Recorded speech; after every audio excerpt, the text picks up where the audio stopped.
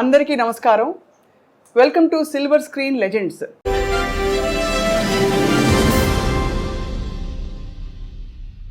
ఇవాళ మాట్లాడబోయే లెజెండ్ ప్రతి భాషలో దాదాపు చాలా రకాల పాత్రల్లో విలన్గా, క్యారెక్టర్ ఆర్టిస్ట్గా, ఇంకా హాస్య నటుడిగా అందరినీ అలరించిన మహానుభావులు. దాదాపు 4.5 దశాబ్దాల నటనా ప్రయాణంతో పాటు జీవితంలోని ఎన్నో అనుభవాల్ని నేరుగా చవిచూసిన దిగ్గజం. అండ్ వారు పద్మశ్రీ పురస్కార గ్రహీతగా కూడా అందరికీ సుపరిచితులు.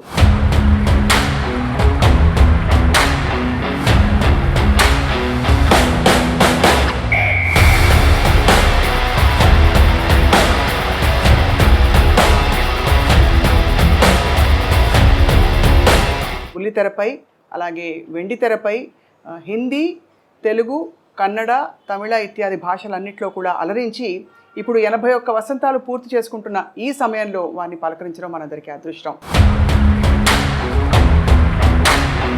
శ్రీ కోటా శ్రీనివాసరావు గారిని పరిచయం చేసుకున్నాం. నమస్కారం సార్. నమస్కారం అమ్మా. మీకు పుట్టినరోజు శుభాకాంక్షలు సార్. ధన్యవాదాలు. ఎలా ఉన్నారు సార్? నడుస్తుంది బండి. వృద్ధాప్యం అంటారు కదా, 80 దాడుతున్నాయి, 81 ఇప్పుడు. మరి ఏదో కాళ్ళు నొప్పులు, కళ్ళు నొప్పులు ఏదో అంటుండేవారు కదా, అంటాయి కదా, అది తప్పవు. మా నాన్నగారు డాక్టర్ గారు, ఆయన అదే కంకిపాడు. అయితే మా నాన్నగారు దగ్గరికి ఎవరన్నా వస్తే నీకు ఎన్నేళ్ళు రానేవాడు. 50, 60 వస్తుందండి అని నాయని చెప్పాను. నీకు వైద్యం ఏ వైద్యం ఏ వ్యాధికైనా చేయొచ్చు, కానీ నువ్వు 2తో జాగ్రత్తగా ఉండరా అనేవాడు. ఏమిటారా అంటే, ఒకటి కళ్ళు, 2 కాళ్ళు. ఆ 2 జాగ్రత్తగా ఉంటే నీ పని నువ్వు చేసుకోవచ్చు అని, ఎవరి మీద ఆధారపడకుండా. అవును, అది అలాగా. మీ డైలాగ్ ఒకటి ఎప్పుడు వెంటాడుతుంటుంది సార్, జిస్కే పాస్ పవర్ హోతే హై ఉస్కా రైట్ బి రాంగ్ బి రైట్ హోతా హై. గుర్తుందా సార్ ఈ డైలాగ్? ఏ సినిమాలో? సర్కార్. అది అమితాబ్ బచ్చన్ గారు ఎలాంటి ఆర్టిస్టు, ఎంత గొప్పవాడో మీ అందరికీ తెలిసిన విషయం. నేను చెబితే ఎగతాళిగా కూడా ఉంటుంది. అలాంటి ఆయనతో నేను యాక్ట్ చేయడం అనేది సహజంగా ఎవరికైనా అదృష్టమే. అయితే ఫస్ట్ డైలాగు రామ్ గోపాల్ వర్మ గారు ఆయన ముఖం మీద ముఖం పెట్టి డైలాగ్ చెప్పి క్లోజ్ పెట్టారు. సరే, నేను డైలాగ్ కడక్కని చెప్పించాను, సింగిల్ టేక్ ఓకే అయిపోయింది. రాముజీ అన్నాడు ఆయన, అమిత్జీ అంటూ వచ్చాడు. Perfect selection for this character sir. Are you from stage అన్నాడు నన్ను. అంటేను నేను acted for on the stage for 25 years. Yes, that potentiality I'm seeing you అనగానే వాళ్ళ అబ్బాయి కూడా అక్కడ ఉన్నాడు. ఏదో ఫోన్ మాడుతూ పక్కకి, అమీన్ అన్నాడు. అప్ప అని వచ్చాడు. Is mister Srinivasarao from Hyderabad. It is a great privilege to you to act with him అన్నాడు. అది నాకు అప్పుడే సర్టిఫికెట్లు అనిపించింది. అబ్బో, అవును, ఆయనతో మాట అనిపించుకోవడం మాటలు కాదు కదా. అలాగా ఒక ఇది. అలాగే రజనీకాంత్ గారు, అందరూ మీ పాత్రల పరంపర ఎవ్వరూ భర్తీ చేయలేకపోయారు సార్. ఇప్పుడు అమితాబ్ బచ్చన్ గారి ప్రస్తావన కూడా ఎందుకు తీసుకొచ్చామంటే, ఈ మధ్య ఆయన్ని కల్కి సినిమాలో చూసాం. అక్కడ కోట శ్రీనివాసరావు గారు ఉంటే బాగుండు అనిపించే విధంగా అంటే మీరు ఒక పాత్రలో ఉంటే బాగుండు అని అయితే అనిపించింది చాలామందికి. ఇప్పుడు ఇంకా యాక్టివ్గా యాక్ట్ చేస్తున్నారా సార్? చేయటం అంటే ఇప్పుడు నీళ్ళు ఎక్కువైనాయి, మధ్య బలతం పడిపోయిందమ్మా. టాలెంట్ ఎవరికి అక్కర్లా. ఇప్పుడు హీరో అప్పుడంటే ఆ రోజుల్లో టాలెంట్ ఉన్న వాళ్ళే తక్కువగా ఉండేవారు, జాగ్రత్త గట్టిగా పట్టుకుని వాళ్ళే స్థానం పట్టేవారు. ఇప్పుడు ఏమిటంటే హీరో అంటే 40 మంది 50 మంది ఉన్నారు, కమెడియన్స్ ఎంతమంది ఉన్నారో ఎవరికి తెలియదు. అలాగా ఎవరిని చెప్పలేకపోతున్నాం. ఒక పద్ధతి పాడు ఏం కనపట్లా. ఇప్పుడు సినిమా ఎక్కడ లేదు, అంతా సర్కస్. పేతా సాంగ్స్ కూడా డాన్స్ చేస్తున్నారు. ఇక్కడ సర్కస్ చూడలేక భయపడి మన ఫుడ్ కూడా పోద్దని చెప్పి సర్కస్ కూడా మూసిస్తారు. అలా తయారైపోయింది. ఆ క్వాలిటీ అవి పోయినాయి, ఆ కథలు పోయినాయి, అవన్నీ పోయినాయి. అప్పట్లో ఏమిటంటే సినిమా ప్రభావం మనుషుల మీద ఎక్కువ ఉండేది. ఇప్పుడు ఏంటంటే మనుషుల ప్రభావం సినిమా మీద వచ్చింది. అంటే ఏ విధంగా సార్? అంటే కొన్ని ఉదాహరణలు ఇవ్వగలుగుతారా? ఈ మధ్య సినిమాలు ఏమన్నా చూసారా మీరు? ఏవో టీవీలో వచ్చేవి. ఇప్పుడు నేను కనీసం నాతో 100-110 సినిమాలు చేయించుంటారే పొలిటికల్ క్యారెక్టర్లో. మరి ఏది కోట శ్రీనివాసరావు బోర్ కొట్టాడని అనలా. అది ఎక్కడి నుంచి వచ్చింది అంత నాకు ఎక్కడి నుంచి వచ్చింది అబ్జర్వేషన్. ఇప్పుడు టీవీలో మాట్లాడటం బయట మాట్లాడటం చూస్తున్నాం కదా. ఆ రోజుల్లో అలా ఉండేది కాదు. ఆ రోజుల్లో కైకాల సత్యనారాయణ గారి దాకా వాళ్ళకి ఏంటంటే 5 రకాల సినిమాలే ఉండేవి. సాంఘికం, పౌరాణికం, జానపదం, చారిత్రాత్మకం, కౌబాయ్. 5 సినిమాలు. ఈ 5 సినిమాల్లోనే ఎవరు నటించినా నటన కూడా అలా ఫిక్స్డ్గా ఉండేది. సపోజ్ మహమ్మదీడు వేషం వేశారనుకోండి, మీకు ఇస్తే మాకు ఇస్తాం, మాకు పెడితే మీకు పెడతాం, అట్లా ఉండేది భాష. పొలిటికల్ లీడర్ చెప్పాలంటే సోదరి మనలారా అలా ఉండేది. పౌరాణిక అలాగా. ఇప్పుడు అలా కాదు కదా. అందుకని అప్పుడు యాక్టింగ్ కానీ ఇవి కానీ రిస్ట్రిక్టెడ్గా ఉండేవి. ఇప్పుడు ఆ రూల్స్ రెగ్యులేషన్స్ ఏం లేవు. ఇప్పుడు అన్నీ అందుకని అబ్జర్వేషన్. ఇప్పుడు బయట ఏ క్యారెక్టర్లు ఎక్కడ దొరుకుతాయని చూస్తుంటాం. మేనరిజమ్స్ అవును అలాగే ఆ తేడా బాగా వచ్చేసింది. తర్వాత ఇప్పుడు ఏంటంటే సినిమా తీసేవాడికే క్వాలిఫికేషన్ లేదు, డబ్బు ప్రాధాన్యం. కానీ చాలా భారీ సినిమాలు వస్తున్నాయి కదా సార్. సినిమా ఇప్పుడు నువ్వు సినిమా చూడడానికి వెళ్ళావు, 50 రూపాయలు టికెట్ 200 పెట్టుకుని, నీకు కావాల్సింది ఏంటి? ఎంతలో సినిమా తీశారన్నా సినిమా ఎలా ఉందని ఆలోచిస్తాను. అంతే కదా. అంతే. చూసిన తర్వాత బాగుంటే అరే బాగా ఖర్చు కూడా పెట్టారా, మంచి సీన్స్ ఉన్నాయి అని అప్పుడు చెప్పుకుంటావు. అంతేగాని సినిమా బాగాలేదనుకో నెగిటివ్గా చెబుతారు. ఎందుకు బోళ్ళు ఖర్చు పెట్టారు, నువ్వు అడ్వర్టైజ్మెంట్ చేస్తే వచ్చాం, ఖర్చు ఏం కనపడుతుంది తప్ప ఏం కనపడతలేదు సినిమాలో అంటారు. అలా ఉంటుంది. మరి మొత్తం మీద సార్ అంత బిజీ నటనా జీవితం నుంచి మీరు రంగస్థలంతో పాటు మీకు రేడియో అనుభవం ఉంది, అన్ని పాత్రలు వేసిన తర్వాత ఇప్పుడు మీకు నటనకి దూరంగా ఉండడం అన్నది కొంత బాధ కలిగిస్తుందా, లేక హాయిగా జీవితం ఇలా బాగుందనిపిస్తుందా? ఇప్పుడు బాధ కదండి. అంటే తోచదు. ఫస్ట్ పాయింట్, రోజు 100-150 మంది మధ్యలో యాక్ట్ చేయడం కదా. ఇప్పుడు ఏంటంటే ఒంటరిగా ఇంటి దగ్గర కూర్చోవడం, నేను మా ఆవిడే లేకపోతే మా కోడలు మా మనవాళ్ళు ఏదైనా కాలేజీ నుంచి వస్తే వాళ్ళతో ఒక 5 నిమిషాలు మాట్లాడటం. పుట్టేప్పుడు అంతా ఇట్లా కూర్చోవడమే కదా. ఇక్కడో ఇంట్లోనో లేకపోతే ఎక్కడో అక్కడ ఫోటోలు చూసుకుంటే అవి చూసుకుంటే అంతే. ఇక బోర్ కాదు, పిచ్చెక్కిపోతుంది. అంటే నాకు అప్పుడప్పుడు అనిపిస్తుంది, నేను జీవితంలో 2 బాగా కోల్పోయాను. నాకు మళ్ళీ బిజీ అయిన వాడు ఎవరైనా అంతే. ఒకటి ఏంటంటే ఫ్యామిలీ లైఫ్, పిల్లలు ఆ ఎంజాయ్మెంట్, వాళ్ళని చదివించుకోవడం చేయటం, వాళ్ళతో తిరగడం, షాపింగ్ బట్టలు కొనడం, ఇవన్నీ అవన్నీ పోయినాయి. అసలు దూరం అయిపోయాను. 2 జనరల్ నాలెడ్జ్. అవును. ఎంతసేపు ఆ కెమెరా యాక్షన్ ఇవే తప్ప ప్రపంచం బయట ఏం జరుగుతుందో కూడా తెలియదు. అవన్నీ పికప్ అవ్వాలంటే చాలా కష్టం. సో అలా మీరు మీ స్నేహితుల్ని కూడా బాగా మిస్ అవుతూ ఉంటుంటారు. అంటే సినీ పరిశ్రమలో మీకు బాబుమోహన్ గారు, బ్రహ్మానందం గారు మీరందరూ బాగా దగ్గర కదా సార్? బాగా క్లోజ్. నాతో అందరూ అలాగే ఉంటారమ్మా. ఎందుకంటే నేను ఎవరితోనూ ఏం కాంట్రవర్సీ లేదు, నాకు వాళ్ళేదో నేను పడతాను. అందరూ అంటారు ఏదో అని, అందరూ కావాలని కూర్చొని కామెడీ చెప్పించుకుంటారు. సినిమాల మీద జోకులు చెప్తామంటే వాళ్ళు చెప్పించుకుంటారు. అందుకనే 40 సంవత్సరాలు బతకగలిగాయి. లేకపోతే కాంట్రవర్సీ అయితే ఇప్పుడు పంపించేవారు. ఏదో ఒకరి గురించి అనడానికి ఏముంది, అనాలంటే బోళ్ళు అనొచ్చు. నిజమే కదా సార్. అంతే. అంటే కానీ మీకు అనే అర్హత కూడా ఉంది ఒకవేళ.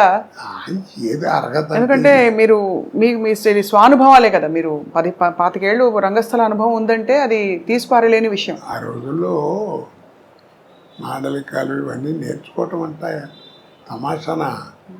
టీవీ వస్తుందని ఎవరు అనుకున్నారు కదా. నాటకాలు మొట్టమొదటి అసలు రేడియో లేని మనం లేవు. అవును. అసలు రేడియో దగ్గర ఏంటంటే వాయిస్ని ఎలా ఉపయోగించుకోవాలి, మైక్ని ఎలా వాడుకోవాలి, ఎక్కడ ఒత్తు, ఎక్కడ కామా, ఎక్కడ ఫుల్ స్టాప్, ఇవన్నీ నేర్చుకుంది రేడియో దగ్గరే కదా. అవును. భాష. కాబట్టి అక్కడ అది పునాది రాయి. తర్వాత ఈరోజు పురోగతికి అదే పునాది రాయి. తర్వాత టీవీ వచ్చేవాడికి ఏమైపోయిందంటే మాకే థ్రిల్ నాకే. ప్రతివాడు ఫీల్ అవుతారు అది నటుడు. ఎందుకంటే నాటకాలు అంటే ఫోటోలు ఉంటాయి, ఇలా పెట్టిన ఒక యాక్షన్ ఫోటో ఉంటుంది, అలా ఉంటే అలా ఉంటుంది స్టడీగా.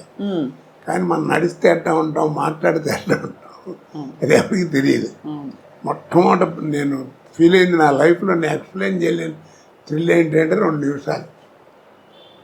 గోవింద్ చౌదరి అని టీవీలో ఉండేవాడు, ప్రొడ్యూసరు.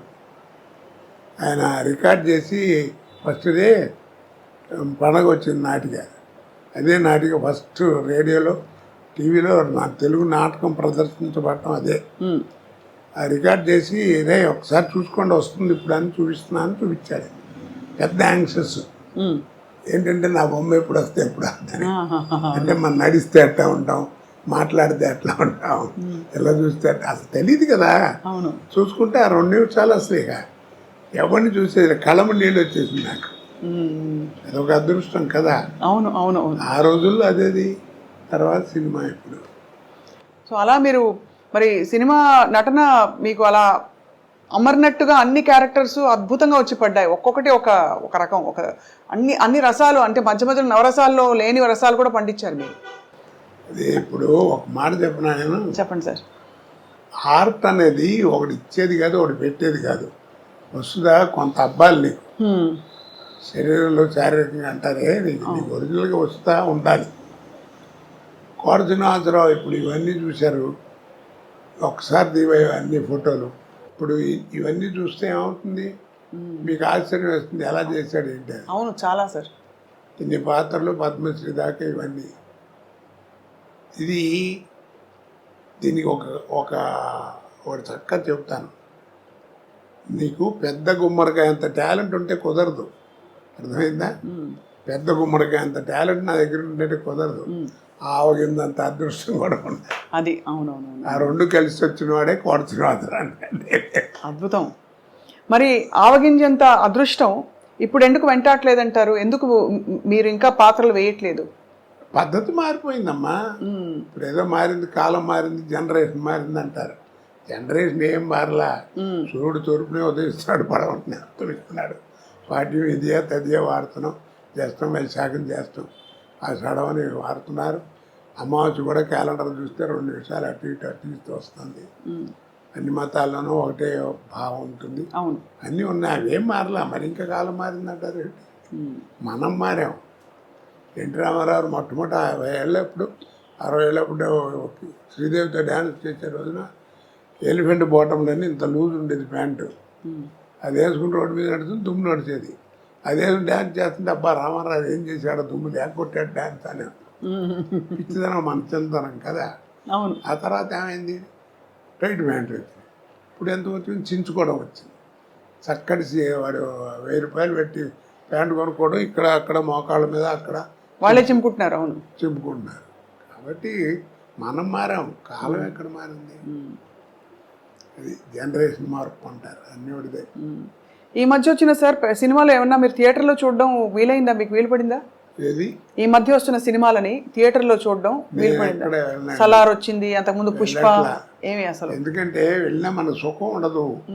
ఏం కోటగారు ఈ మధ్యన రావట్లేదు, ఏంటి మీరు లేరు సినిమాల్లో, అది ఇదని ఈ ప్రశ్నలు ఎక్కువ అవుతాయి. మన చూడనివ్వరు, వాళ్ళు సరిగ్గా చూడరు. అందుకని దూరంగా ఉంటాం. అందుకని దేవుడి దగ్గరికి వెళ్తానికి కూడా నాకు భయం. ఎందుకంటే వాళ్ళ కాన్సన్ట్రేషన్ పాడవుతుంది. అది అవును.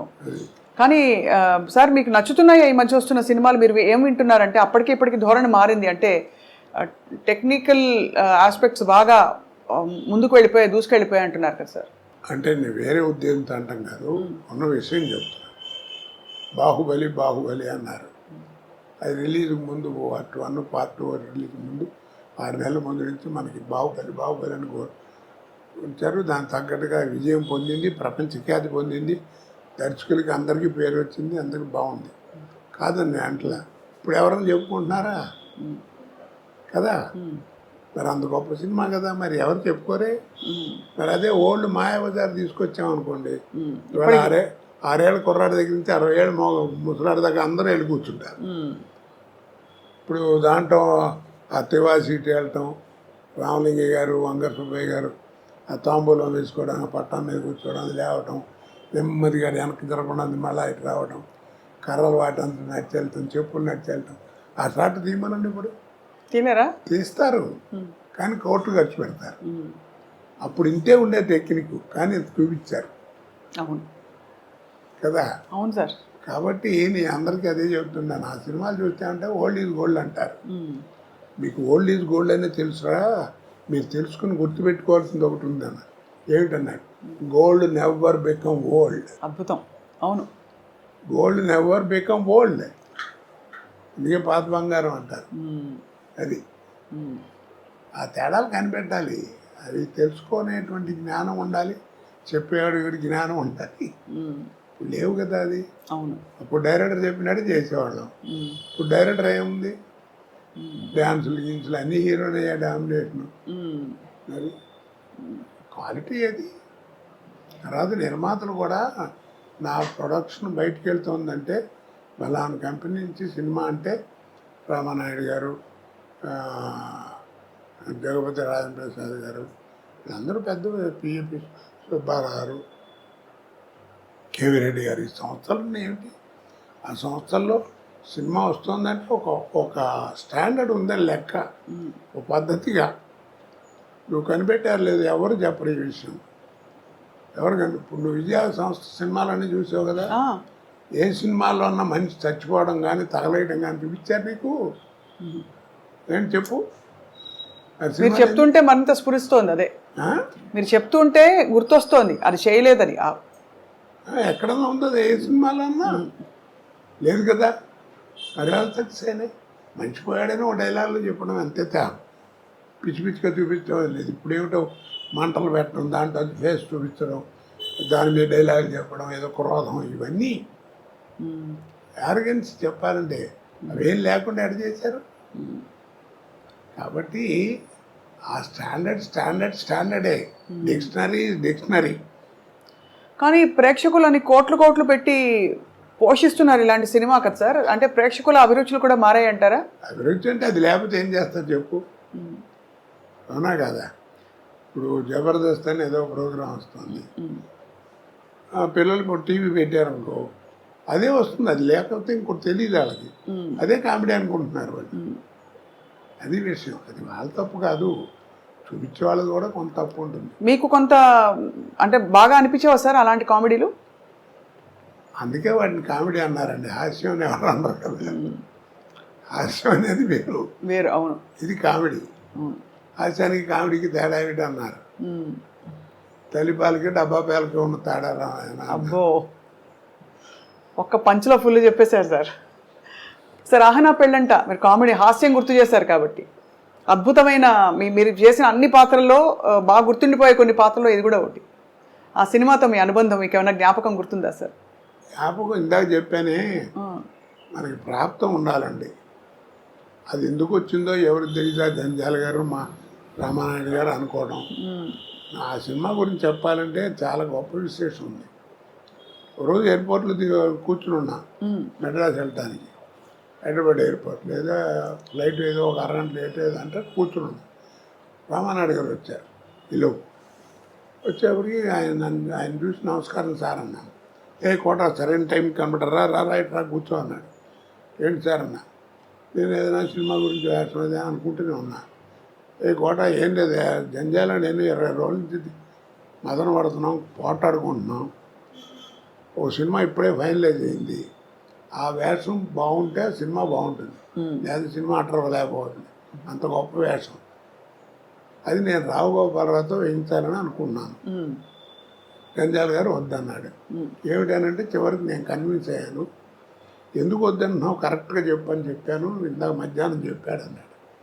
ఏంటన్నాడు, గోపాలరావు నువ్వు ఎంత అగ్లీగా తయారు చేసినా ఆయన మొహం రిచ్గానే కనపడుతుందండి, ఆ కలరు అది ఆ వ్యవహారం, అది చూడంగానే నికృష్లా కనపడే ఫేస్ కావాలి, అది ఆయనతో కాదు, నా మాట వినండి, నేను కోటతో ఇస్తాను అన్నాడు. అయ్యో, ఆ ఫేస్లో ఆ వాల్యూ ఉండాలి, అది నటుడి యొక్క లక్షణం, అది కనపడాలి అని అన్నాడు. కన్విన్స్ అయ్యాను. ఆ వేషం నువ్వు చేయాల్సి వస్తుంది, ఒక 20 రోజుల దాకా కావాల్సి వస్తుంది, డేట్లు జాగ్రత్త ఇవ్వు, చాలా మంచి వేషం అన్నాడు. అలాగే అన్నాను, వేషం చేశాను, అయిపోయింది. మీకు తెలిసి ఎంత అఖండమైనది. ఓపెనింగ్ ఫ్లోర్ ఇక్కడ రామానాయుడు గారు స్టూడియోలో ఫ్లోర్ ఓపెనింగ్. ఆ ఫ్లోర్ ఓపెనింగ్కి నేదురుమిల్లి జనార్దన్ రెడ్డి గారు అప్పుడు చీఫ్ మినిస్టర్ ఓపెనింగ్ వచ్చాడు. రిబ్బన్ కత్తిరించబోతుంటే నాయుడు గారు ఒక్క నిమిషం ఆగించారని, కోటాకు ఉన్నాడు పిలవండి అన్నాడు. ఏంటి నన్ను పిలుస్తున్నాడు, నేను వెళ్ళి ఉంచున్నాను. వీడి సినిమాలు చూస్తుంటారు, వీడి తంతు ఉంటాడు, ఇంకోటి ఉన్నాడే వాడు, వీళ్ళిద్దరు కామెడీ భలే ఉంటుందని సరదాగా మాట్లాడాడు. సరే ఈ లోపల టైం మొత్తం పోతుంది, ముహూర్తం కట్ చేశారు, అయిపోయింది. నేను అన్నాను, ఏంటి సార్ అక్కడే ఉన్నారు మినిస్టర్ గారు చీఫ్, ఏంటి సార్ నన్ను పిలిచారు అన్నాడు. మర్చిపోయానని చెప్పడం, ఈ ఫ్లోర్ వీడిదేనండి అన్నాడు నాయుడు గారు. అదేమిటి అన్నాడు. ఏం లేదండి, 32 లక్షల్లో సినిమా తీశాను. ఈ సినిమా అహనా పెళ్ళి అంట, మీరు నమ్మరు, ఆ 32 లక్షలు కాకుండా 1,80,00,000 నాకు కలెక్ట్ చేసింది ఆ సినిమా అన్నాడు. అబ్బాబ్బాబ్బా, ఆ రోజుల్లో 1.5 crore అంటే ఇప్పుడు ఎంత ప్రాఫిట్ చూడండి. అవును, ఆడపేరండి ఈ ఫ్లోర్కి అన్నాడు. ఇప్పుడు సార్ 1.5 crore అంటే ఆ రోజుల్లో అంత ఎక్కువ. ఇప్పుడు అసలు ఒక రోజు సినిమా 15-20 కోట్లు అంటే కూడా కంటి కానట్లే కదా సార్. అన్ని 500-1000 కోట్లు. ఇప్పుడు రామారావు ఎంత తీసుకున్నాడు ఎవరికి తెలియదు, కృష్ణగారు ఎంత తీసుకున్నాడు తెలియదు, సోమబాబు ఎంత తీసుకున్నాడు తెలియదు, ఎంత పెట్టి సినిమా తీశారో తెలియదు. నాయుడు గారు వాళ్ళందరూ కూడా ఎప్పుడైనా చెప్తే మ్యాక్సిమం ఇది భారీ వర్ణ చిత్రం అని చెప్పేవారు, అంతే. అంతేగాని ఇంత అయింది ఇదేం చెప్పేవారు కాదు. అది కాదు కదా, సినిమా ఓపెనింగే మైక్ పట్టుకుని ప్రొడ్యూసరే చెప్తుండే, ఇది 400 కోట్లు అవుతుందండి, ఒక 5-6 కోట్లు ఎక్కువైనా నేను భరిస్తాను, చాలా మంచి సబ్జెక్ట్ అది ఇది.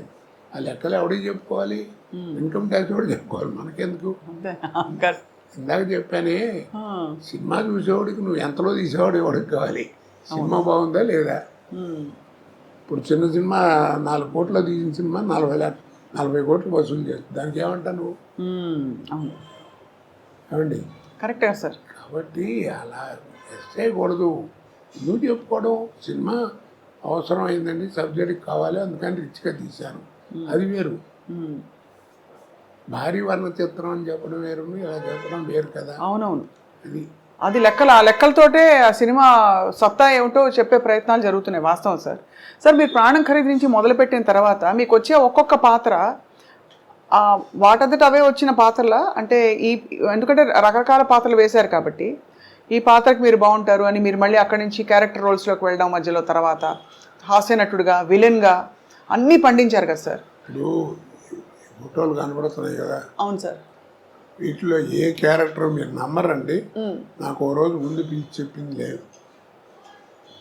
ఆ రోజు వెళ్ళటం ఒక అరగంట కూర్చోబెట్టి ఆయన క్యారెక్టర్ చెప్పడం, కోటగారు మీరు అనుకుంటాం, మీరు కూడా ఏమన్నా ఆలోచన ఉంటే చూపెట్టండి, బాగుంటే పెట్టేద్దాం అంటాం, పెట్టడం చేయడం అంతే. మీరు నమ్మరు ఆ మాట. ఆ టైం కూడా లేదండి. కాకపోతే నన్ను కన్సల్ట్ చేసిన 4-5 వేషాలు ఉన్నాయి. అవేంటంటే ఆ బట్టలు చేయటం న్యాచురల్గా ఉండాలి. జంజాల్ గారి సినిమాల వాటిలో విగ్గులు యాక్సెప్ట్ చేసేవారు కదా, వాళ్ళు 4 సినిమాలు చేస్తున్నాం, నీకు విజ్ఞానం అనేది ఎక్కడుంది ఏంటి చూసుకుని ఆ టైం చూసుకుని సేవ్ చేసి కరెక్ట్గా పెట్టేవారు, అంతే తప్ప నాకు మిగిలింది ఏమన్నా అన్నీ అక్కడికక్కడ ఆన్ ద స్పాట్. అంటే ఒక రోజులో సార్ మీరు బిజియెస్ట్ టైంలో ఎన్ని గంటల ఎన్ని కాల్ షీట్స్ ఉండేవి? నేను మ్యాక్సిమం 4 చేశానమ్మా. 4 సినిమాలు 3 స్టేట్లో పనిచేశాను ఒక్క రోజులో. కన్నడ పొద్దున హైదరాబాదు, మధ్యాహ్నం తమిళ, ఈవినింగ్ బెంగళూరు. పెళ్లి చేసి మళ్ళీ మార్నింగ్ వచ్చి హైదరాబాద్ ఎయిర్పోర్ట్లో స్నానం చేసి మళ్ళీ షూటింగ్ వచ్చాను. మద్రాసులో ఉండేవాడిని. ఇప్పుడు ఇంత సెక్యూరిటీ లేదుగా అప్పుడు. అవును, కానీ చాలా ఎంత విస్తారమైన కెరియర్ సార్ మీది. మీకు బాగా ఇష్టంగా మీరు పనిచేసిన దర్శకులు ఎవరు సార్? నేనే కాదండి, ఒక విషయం చెప్తాను, అందరికీ చెప్తాను ఆర్టిస్టులు విసుక్కోకుండా. ఇప్పుడు కూడా ఇప్పటిదాకా షూటింగ్ చేస్తే మళ్ళీ రమ్మంటున్నాడు ఇంకోదానికి, అట్లా విసుక్కోకండి. అంటారు ఏం లేదు, ఆర్టిస్ట్కి ఒక టైం అంటూ వస్తుంది, ఇక ఆ టైం వచ్చిందంటే నీకు టైం ఉండదు. అంతే, గొప్ప మాట సార్ అది. ఆ టైం వచ్చిందంటే టైం ఉండదని. టైం ఉండదు నీకు అంతే. అంటే బాగా వెలుగుతున్నట్టు. ఇక అదంతే, ఇక నీకు టైం ఉండదు, నీకు భోజనానికి కూడా టైం ఉండదు. కానీ తర్వాత వెనక్కి కాకపోతే ఆ టైంలో జాగ్రత్తగా ఉండాలి మనం. అది ఆరోగ్యం అన్ని రకాలుగా. ముందు ఫస్ట్ బిహేవియర్, ఆహార వ్యవహారాల్లో, మాట భాషలో, అవతల వాళ్ళతో మాట్లాడటం, ఇవన్నీ జాగ్రత్తగా ఉండాలి. ఉంటే లాంగ్ లివిటీ ఉంటుంది. లేకపోతే ఎట్ట వచ్చిందో అట్ట అయిపోతుంది. ఎంతమంది చూసాం మన మహానుభావులు, సీనియర్స్ కదా. అవును సార్. ఆస్తులు పోగొట్టుకుని చివరికి అడుక్కునే పరిస్థితికి వచ్చారు. వాళ్ళకి ఏం కర్మ చెప్పండి. అదే బిహేవియర్. మనం ఆ కాస్త మనకి మంచి టైం వస్తుంది. టైం వచ్చినప్పుడు టైం ఉండదు. ఆ టైంలోనే మనం జాగ్రత్తగా ఉండాలి. ఏ రకంగానో ఏదో భగవంతుడు నాకు నా పెళ్ళాంబేళ్ళు వాళ్ళ అదృష్టం బాగుండి అలాంటివి ఏం జరగలేదు, ఏదో వెళ్ళిపోతాను అంతే. ఆ మధ్య చాలా బాధేసింది సార్. మీరు ఒక వీడియో పెట్టవలసిన పరిస్థితి వచ్చింది. మీడియాలో మీకు ఏదో అయిందనే వచ్చే వార్త రావడం. ఇప్పుడు నేనేం సిగ్గుపడినా. ఇప్పుడు నువ్వు వచ్చావు, ఏం చెప్పాను? పిక్కలు కాస్త నొప్పిగా ఉన్నాయమ్మా, కట్టారు డాక్టర్, ఇది కాసేపు కష్టం, అందుకని కాస్త నడవటం అది కష్టం అని చెప్పాను. తప్పే దాంట్లో. వాడెవడ కొడుకున్నాడు చచ్చిపోయాడని పెట్టాడు ఒకసారి. నేను పిలిచి కేకలేసాను. తప్పయ్య అది. మీ నాన్నకు 75 ఏళ్ళు వస్తే కాళ్ళు నొప్పి కళ్ళు నొప్పి ఏదో ఒకటి వస్తాయి కదా, అలాగే నాకు కూడా వచ్చింది. నేను మంచినే కదా, నన్ను దానికి పెద్ద టీవీలో పెట్టి చెప్పాల్సిన కర్మ ఏంటి నీకు? తప్పు కదా. దాని మీద రూపాయలు సంపాదిస్తావా? కేకలేసాను నేను. పాపం సుశీల్ గారు పోయిందన్నారు, ఒకసారి జానక్ గారు పోయిందన్నారు. ఆవిడ పాపం అమెరికాలోనే ఎక్కడ ఉంది అప్పుడు సుశీల్ గారు. ఆవిడ అక్కడి నుంచి ఇంటర్వ్యూ, నేను బాగానే ఉన్నాను, నా మీద అట్ట పెట్టకండి. ఎదుగో అక్కడ ఫోటోలు ఉంటాయి ఆవిడతో. జానక్ గారు ఫోటో లోపల ఎక్కడ ఉండాలి, అది కెమెరా ఫోటో తీయించలేదు నేను బయట. ఇంటికి వచ్చారు, ఇంటి భోజనాలు చేశారు. చాలా అందరూ వస్తుంటారు నా ఇంటికి. ఇప్పుడు వస్తారా సార్ బాబుమోహన్ గారు, బ్రహ్మానందం గారు? ఎందుకంటే బాబుమోహన్ గారు మీరు కాంబినేషన్ అదిరిపోయింది అందరికీ. అదొక కాంబినేషన్ అండి. అది ఇండస్ట్రీలో ఎవరికి పెద్దగా రాదు. అది అలా గోపాలరావు, రావు గోపాలరావు, రామలింగయ్య గారు అంటే వాళ్ళ వేషాలు పెక్యులర్గా ఉండేవి. అవును. మా ఇదేంటంటే ఒక స్టాండర్డ్ కామెడీ, స్టాండర్డ్ అంతే. కాదు ఆడిదంతా వీడు పడతాడు, ఆడిదంతా ఇస్తున్నాడు. ప్రతి సినిమాలు తెలిసి కూడా నవ్వేవారు. తర్వాత బాబుమోహన్ మంచి టైమింగ్ ఉన్న ఆర్టిస్ట్ అండి. సినిమాలు చూస్తే వాడి తన్నులు చూస్తే అసలు కూడా అట్ట కాలు తగిలే ఎరగదు, అట్ట టచ్ అవడం అంటే పడిపోయాడు. మంచి టైమింగ్ ఉన్నాడు. ఎందుకంటే డాన్స్ అది వచ్చు అతనికి. అదొక అది ప్రాప్తం అది. సార్ మీరు అన్నట్టు రంగస్థల అనుభవం, రేడియో అనుభవం, అది వాయిస్ మాడ్యులేషన్, హావభావాలు, బాడీ లాంగ్వేజ్ కొంతవరకు. కానీ డాన్స్, పౌరాణిక పద్యాలు ఇవన్నీ కూడా నేర్చుకున్నారా సార్ మీరు? నేను పౌరాణిక పద్యాలు నేర్చుకోలేదమ్మా. పౌరాణిక చిన్న నాటకాలు పెద్దగా వేయలేను. వేసాను. అప్పుడు పద్యాలు ఎలా మీకు? దాంట్లో పద్యాలు పెట్టలేదు, పెద్దగా పెట్టలేదు. ఓకే, అలా అలా పెద్దగా కాదు, పద్యం పెట్టుకున్నాను ఎంతసేపు ఇలాగే. ధూళిపాల గారు దుర్యోధనుడు అద్భుతంగా ఉంటుంది. అమ్మాయి సభ చేస్తుంది. ఆయన పాట పద్యం ఉండదు దాంట్లో. ఒక పద్యం చదివేవాడు, కౌరవ పాండవులు వీళ్ళు పెను కాలం చేరువయ్యి అని కృష్ణుడు. అది కూడా మామూలుగా చదివేవాడు. మీరు శాసనసభ్యులుగా ఒక టర్మ్ చేశారు. రాజకీయాల నుంచి అప్పుడు తర్వాత మీరు దూరం అయ్యారా, లేక అవసరం లేదు ఇంకా చాలించుకున్నారు? నేనే చాలు, అనవసరం ఇట్టాను దాంట్లో. నచ్చలేదా సార్ రాజకీయ జీవితం? బాగాలేదనిపించిందా? నచ్చలేదమ్మా, నాకు సూట్ కాలేదనిపించింది. ఎందుకంటే మీరు రాజకీయపరమైన వేషాలు చాలా వేశారు. ఒక టైంలో మీకు కొంచెం గొడవలు కూడా అయ్యాయి ఆ మండలాధీశుడు సినిమా తర్వాత. సో మరి రాజకీయాలు మీకు అసలు ఆ వాతావరణం నచ్చలేదంటారు. అయితే ఎందుకు నచ్చలేదు సార్? అంటే చాలామంది అదొక అవకాశంగా, అదృష్టంగా కూడా భావిస్తారు కదా. అంటే నేను పనిచేసినప్పుడు పాలిటిక్స్ అండి. ఇప్పుడు పాలిటిక్స్ ఆ ట్రిక్కులు నాకు రావు. మరి ఎందుకని దూరంగా ఉన్నా. అవును.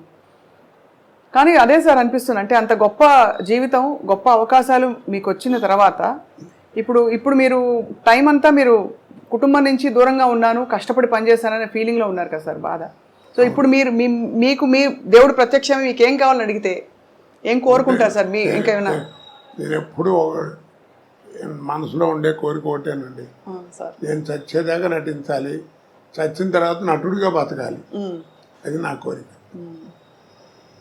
అది సార్ అంటే ఇవాళ చాలా అద్భుతమైన మంచి సందర్భం, మీ పుట్టినరోజు సందర్భంగా మాట్లాడుతున్నాం కాబట్టి మీరు ఎప్పుడూ చిరంజీవిగా మీ పాత్రల ద్వారా ఉండిపోతారు సార్ మనసుల్లో అదే ఎప్పటికీ. అలాంటి పాత్ర రావాలని నా ఉద్దేశం. అలాంటి పాత్ర అంటే ఎలా ఉంటుందో, ఎందుకంటే మీరు రాజకీయాలు, కామెడీ, ఏ టైంకి ఏ పాత్ర వస్తే అప్పుడు చెప్పలేం కదండి. అవును కరెక్ట్. అది దానికి ప్రాప్తం ఉండాలి. ప్రాప్తం ఉండాలంటే చాలా గొప్ప విశేషం ఉంది.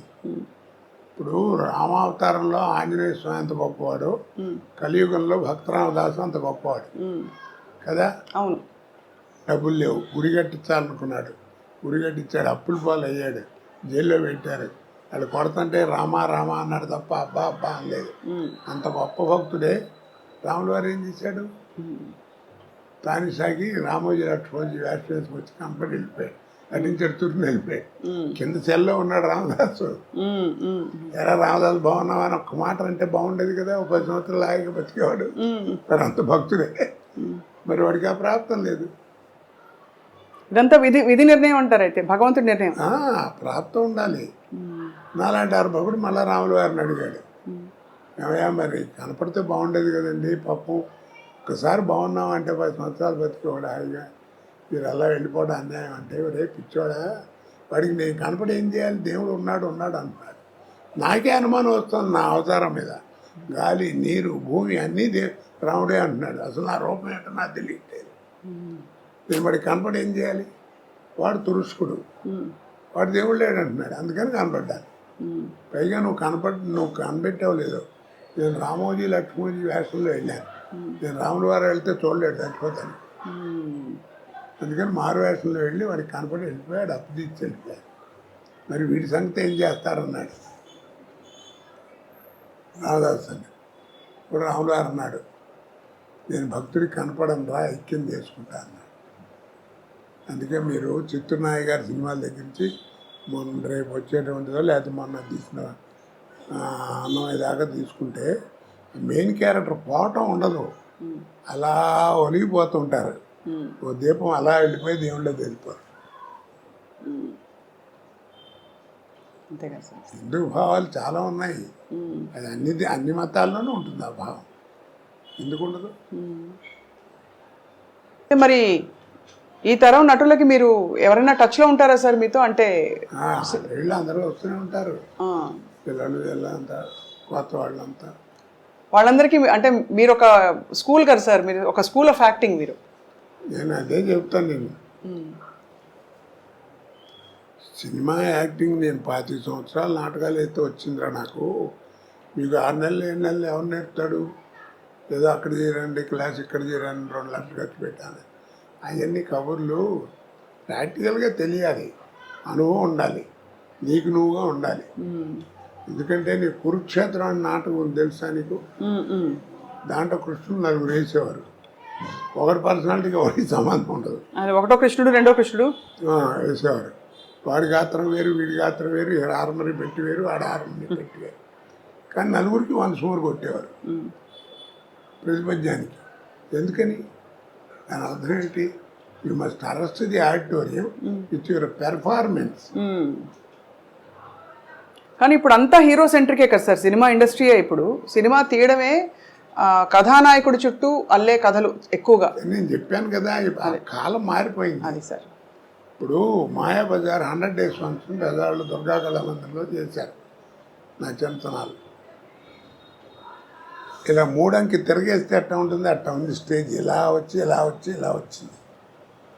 ఏంటంటే ఈ చివరేమో రంగారావు, ఈ చివర ఆర్ నాగేశ్వరరావు కూర్చున్నారు, మధ్యలో ఎన్టీ రామారావు అన్నాడు. ఈ నాగేశ్వరరావుని ఎవరిని చూడలేదు, ఎవరు అందరి టెక్ కూర్చున్నారు పొట్టిగా.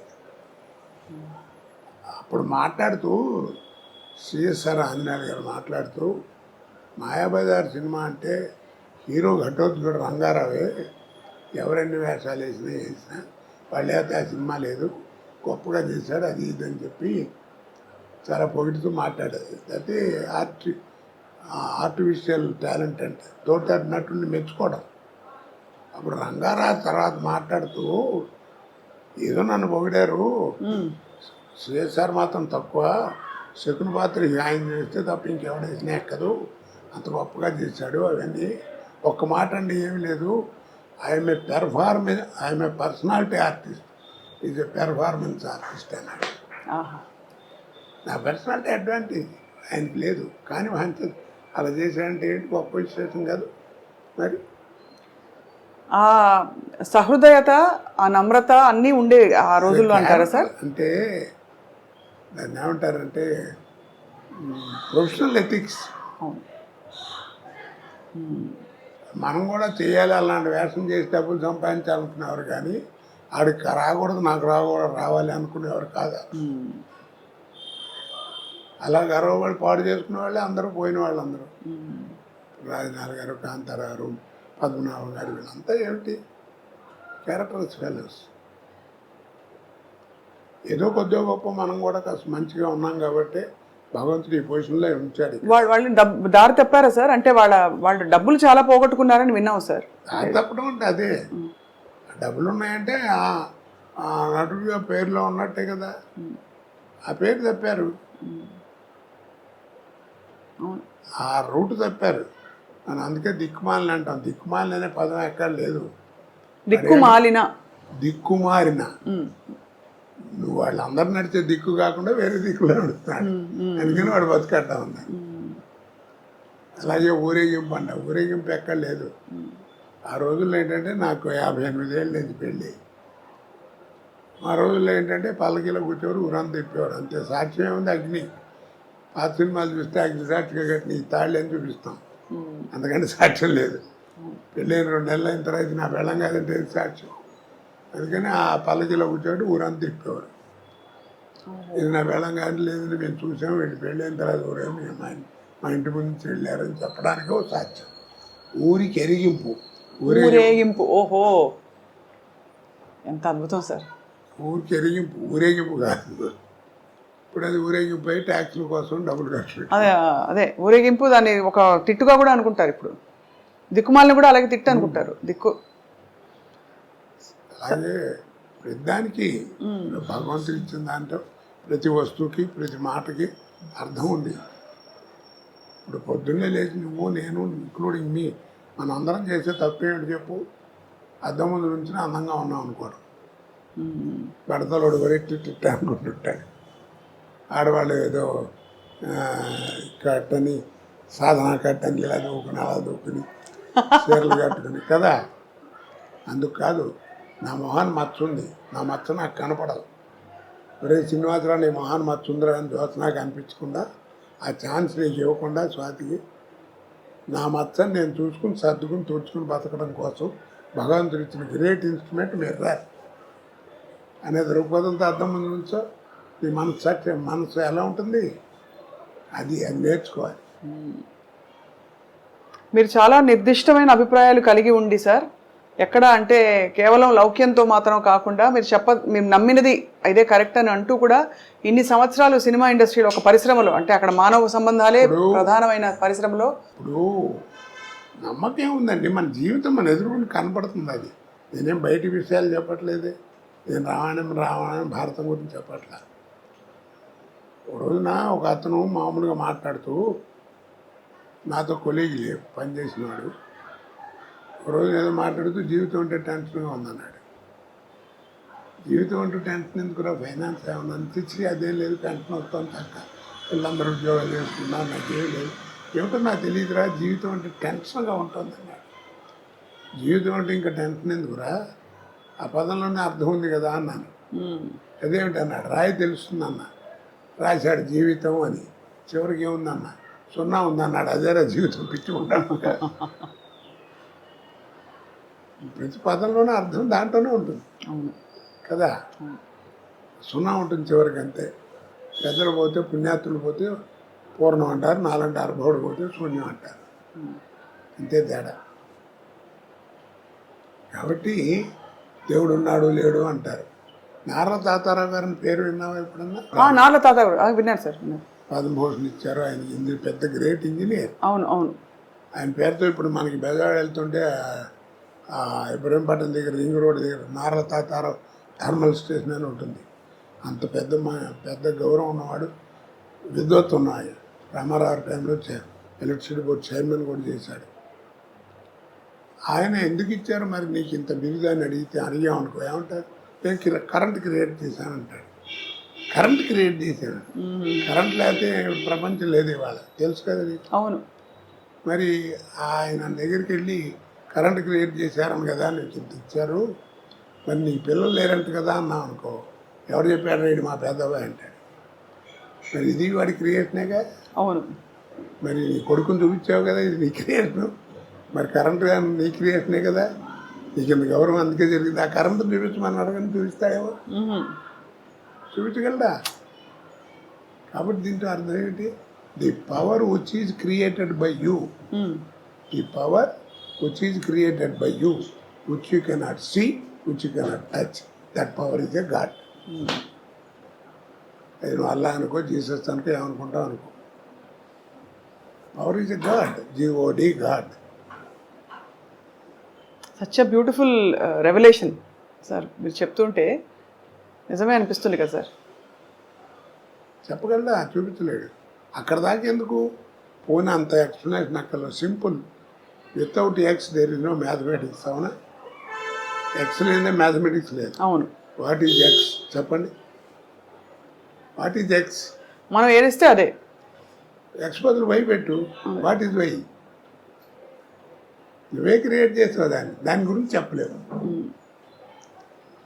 The power which is created by you, which you cannot see and touch, that power is a god. వాడే భగవంతుడు.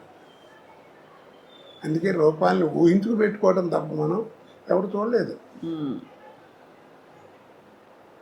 ఈ డిస్కట్లు ఊరికే 8 నిమిషాలు ఉంటాయి, 7 గడ్డాలు ఉంటాయా, ఇవన్నీ పిచ్చి మాటలు. ఎవరి తత్వం వాడిది, నా నమ్మకం అది. అవును.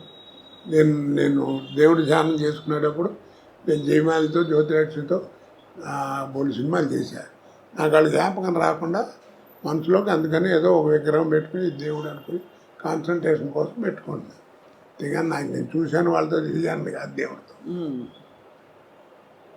ఎట్ట మర్చిపోతాం? నేను ఇండస్ట్రీకి వెళ్ళినప్పుడు కొత్తలో ఆయన శత్రు డైరెక్టర్ సత్యమూర్తి గారు, ఆయన డైరెక్టర్, ఒక సారాగొట్టు ఆపరేటర్ వేషం నాది. అది ఓపెనింగ్కి డ్యాన్స్ గురించి పాట పెట్టాడు. నాకు తెలీదు ఇవాళ పాట ఉందా, నువ్వు కాసేపు నైట్ పని చేయాలని చెప్పాడు. సర్లే అనుకుని వెళ్ళాం. వెళ్తే ఏదో మ్యూజిక్ వేసారు, అయిపోయింది. కోట రాని వాళ్ళిద్దరు వస్తారు, డాన్సులు రాగానే ఇట్లా లేవాలి అని అన్నాడు. సరే అని ఇట్లా లేద్దామని రెడీగా రిహార్సల్ చేసి కూర్చున్నాను. తక్కువ డబ్బుడు జ్యోతిలక్ష్మి జయమాలి ఇద్దరు వచ్చారు. ఎదురు వచ్చి నా తోళ్ళ మీద కూర్చున్నారు. నాకు ఎట్ట ఉంటుంది, సినిమాలు ఎట్ట చూసాను, అంతే కదా. 10 టేకులు తీసుకున్నా. ఏమయ్యా ఏందంటాడు. అప్పుడు జ్యోతిలక్ష్మి గారు అంది, మీరున్నాను నేను చెప్తాను, ఏమండి నీకు ఆశ్చర్యం వేస్తున్నావునా? అవునమ్మా, నాకు అసలు ఆశ్చర్యం మీతో నేను కళ్ళ కూడా అనుకోలేదంటే, అది అంతేనండి అందరూ అనుకుంటారు. పర్లేదు, ఏం పర్లేదు అని కాసేపు సరదా మాట్లాడి అంటే మళ్ళీ టేక్ అయిపోయింది. తర్వాత 10 సినిమాలు చేసిన ఇద్దరం కలిసి. అది వేరు సంగతి చెప్తున్నా. అలాంటి భావాలు ఏం రాకుండా ఏదో పెట్టుకుని ఓ దేవుడు అని చూసుకుని ఒక విగ్రహం పెట్టుకుని ఊహతో పెట్టుకునేది, అంతేగాని దానికి ఇదేం కాదు. అందుకే అంటారు పెద్దలు ఏమని చెప్పాడు, మనసు ఫ్రెష్గా ఉండాలి. అంతేగాని స్నానం చేసేవా లేదా, అది చేసేవా లేదా, ఇవన్నీ కాదు, మనసు ఫ్రెష్. శంకరాచార్యులు వారు చెప్పాడు,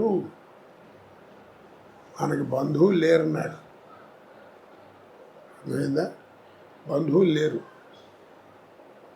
మీ నాన్న నీవు ఇంత పైకి రావడానికి ఎంత కష్టపడి చేశాడు, వాడు చేసి వెళ్ళిపోతాడు, చేతులు కడుక్కుని వెళ్ళిపోతాడు. నీ పిల్లలు నువ్వు చేస్తావు, నువ్వు వెళ్ళిపోతావు. ఇట్స్ ఏ వ్యాపారం. కాబట్టి మనకి ఇదేం లేస్తాను. మరి ఎవరు బంధువులు ఉన్నారన్నాడు. మరి ఎవరు వాళ్ళు? కానీ వాటికి రూపం లేదన్నాడు. ఆ బంధువులకి ఆకారం లేదు, కానీ బంధువులు ఉన్నారు మనకి. ఎవరు వాళ్ళు? సత్యం మాత. సత్యం అనేది నీ తల్లి, పితా జ్ఞానం, నీ జ్ఞానం అనేది తండ్రి. సత్యం మాత, పితా జ్ఞానం. ధర్మో భ్రాత, నీ ధర్మగుణం నీ సోదరు, తోడబుట్టినవాడు. దయాసఖ, నీ దయాగుణం నీ స్నేహితుడు. శాంతి పత్ని, నీ శాంతి గుణం అనేది నీ భార్య. క్షమాపుత్ర, క్షమాగుణం అనేది నీ పుత్రుడు. షడైతే బాధ, యారేరా నీ బంధువులు అన్నాడు. సత్యం మాత పితా జ్ఞానం ధర్మం భ్రాత దయా సక శాంతి పత్ని క్షమాపుత్ర, యారురా నీ బంధువులు. అందుకని గుండె మీద చేసి చెప్పు అంటాం మనం పెద్దవాళ్ళు. రాత్రులు పడుకున్నప్పుడు మనిషి బాగుపడాలంటే ఏం చేయక్కర్లేదు, అలా పడుకుని గుండె మీద చేసుకుని ఇవాళ ఈ ఆరుగురితో ఎలా ఉన్నాను నేను అని ఆలోచించుకో, చాలు నువ్వే బాగుపడతావు. ఎలా ఉన్నాను, మంచిగా ఉన్నాను, చెడ్డగా ఉన్నాను, ఏంటో నాకు నీకే తెలుసు. ఇక్కడ నీ క్వశ్చన్ ఆయన చెప్పాడు, సమాధానం కూడా ఆయన చెప్పేశారు. అవును, అది జీవితం. కాచి వడబోస్తారు సార్ జీవితాన్ని మీరు అద్భుతంగా. వ్యక్తిగతంగా అలాగే మీరు అన్ని రసాలు చూశారు. విషాదం చూశారు, సంతోషం చూశారు, విజయం చూశారు. మరి నేను పడ్డ బాధలు ఎవరన్నా పడ్డారు? నీకు తెలుసు కదా అన్ని. అవును సార్. మరి నా కీర్తి ప్రదేశంలో అంత గొప్పగా ఇచ్చాడు, బాధలు అలా ఇచ్చాడు. నా అదృష్టం ఏంటంటే ఈ రెండింటిని తట్టుకునే గుండె ఇచ్చాడు. వాటి ఇస్తే తాగిపోతే ఎప్పుడో నాశనం అయిపోయాడు. మంచి జీవితాన్ని ఇచ్చాడు. ఎంత మంచి జీవితం చూడు, ఎట్టక్కల చెయ్యి. ఇంకా ఏదో ఎవరినో వస్తే ఒక రూపాయి సాయం చేసే పరిస్థితి ఉంటారు. అలాంటి జీవితం ఎంతమందికి ఇస్తారు భగవంతుడు కదా.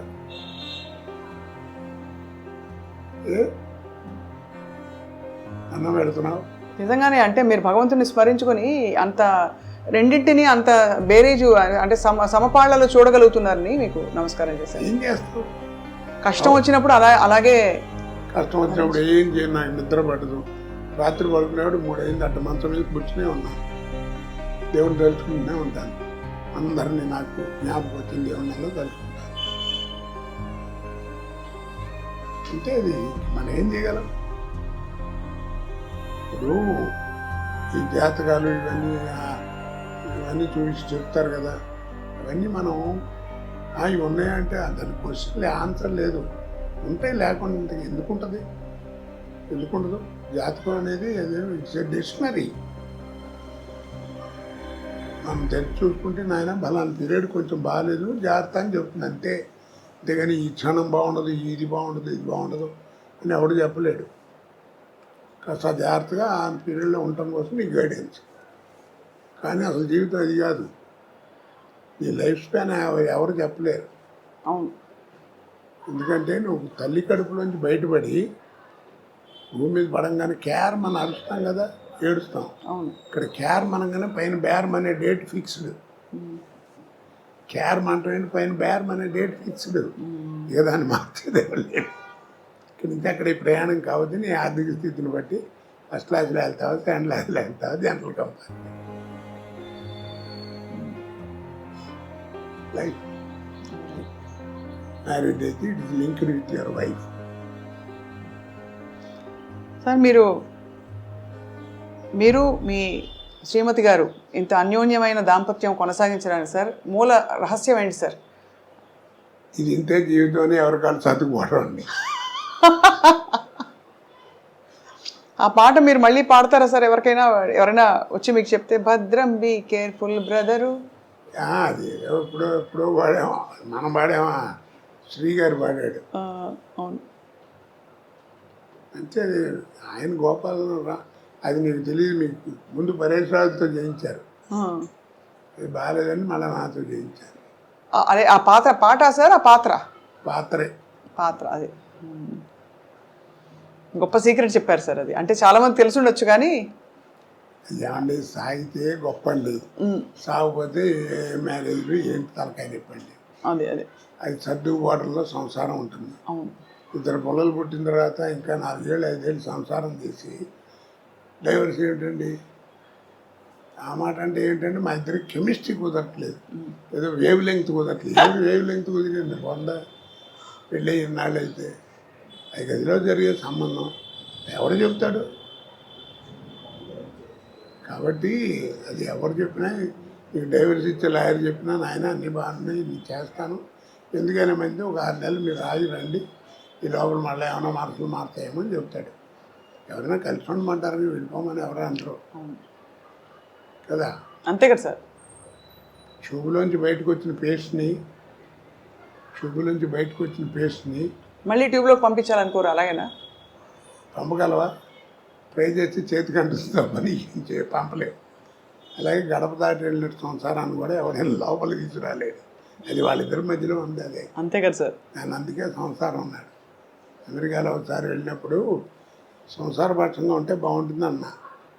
ఒక ఆవిడ పెద్ద కోపం వచ్చి సంసారపక్షం అని 3 సార్లు అన్నారు. ఇప్పటికీ సంసారపక్షం అంటే ఏమిటంటే అని అడిగింది. ఎన్నాళ్ళు అయిందమ్మా నువ్వు వచ్చాన్న? 28 సంవత్సరాలు అయిందన్నాడు. అంది. సరే బాగానే ఉంది. పెళ్ళి ఎన్ని ఏళ్ళు అయిందన్నాడు. 30 ఏళ్ళు అయింది. ఈ 30 ఏళ్ళలో మీ అమ్మ నాన్న ఎప్పుడన్నా గదిలో కూర్చుని తలుపేసుకుని లోపల కూర్చుంటావు నువ్వు చూసావా అన్న. నేను చూడలేదు. అదే సంసారం అంటే అన్న. ఏం చెబుతాను దానికి అర్థం? మరి ఆ జ్ఞానం ఉండాలి, అడగకూడదని.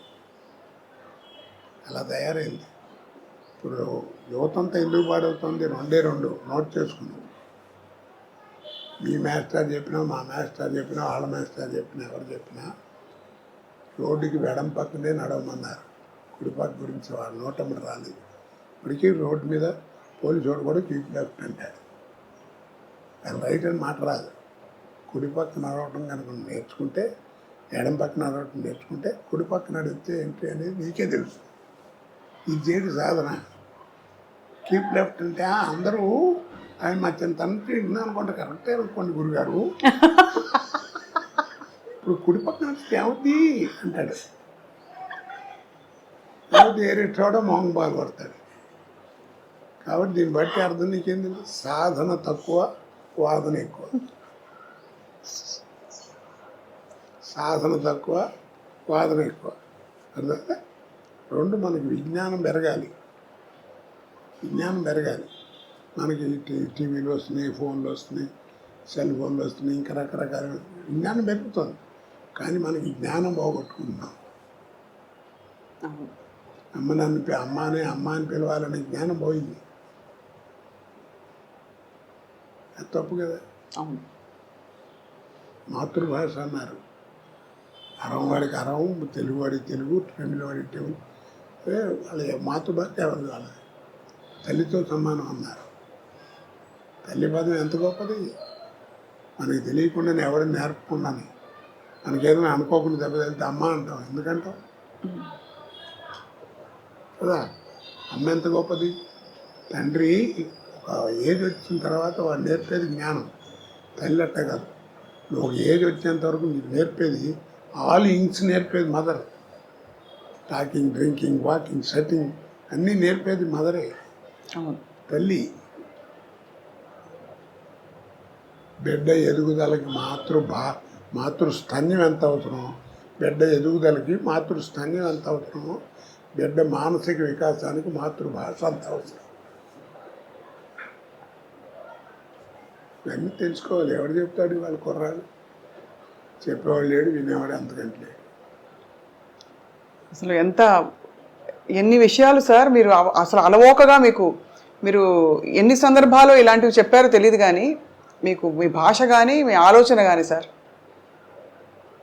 నిజంగా ధన్యులం అవుతున్నాం అందరం. అది కూడా మంచి కామెడీతో చెప్తున్నారు, అందరికీ అర్థమయ్యేలాగా. దీన్ని చదవాలంటే రామాయణ భారతాలు చదవక్కర్లా.